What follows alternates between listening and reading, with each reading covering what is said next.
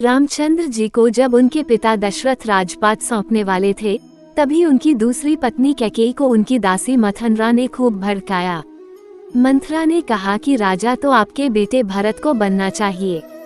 इसके बाद कैकेयी ने राजा दशरथ से 2 वर मांगे।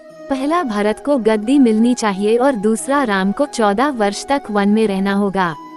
राजा दशरथ को अपनी पत्नी के वर पूरे करने पड़े। जब रामचंद्र जी वनवास के लिए अयोध्या से निकले, तब लक्ष्मण जी ने भी उनके साथ जाने की इच्छा जाहिर की। लक्ष्मण के वन जाने की बात सुनकर उनकी पत्नी उर्मिला भी साथ जाने की जिद करने लगती है।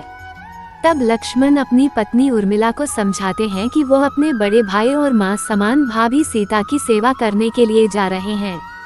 अगर तुम वनवास में साथ चलोगी तो मैं ठीक तरह से सेवा नहीं कर पाऊंगा।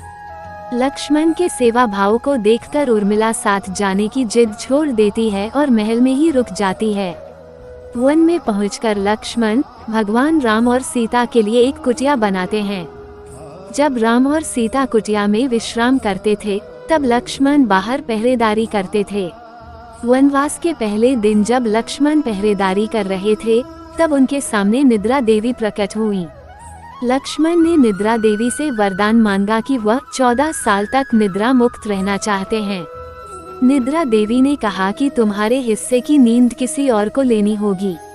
लक्ष्मण कहते हैं कि उनके हिस्से की नींद उनकी पत्नी को दे दें। इस कारण लक्ष्मण 14 साल तक नहीं सोए और उनकी पत्नी उर्मिला लगातार 14 वर्ष तक सोती रही।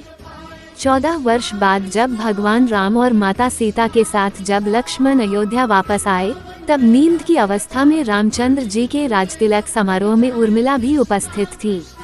ये देख लक्ष्मण को हंसी आती है। जब लक्ष्मण से हंसी की वजह पूछी गई, तो उन्होंने निद्रा देवी के वरदान के बारे में सब कुछ बताया।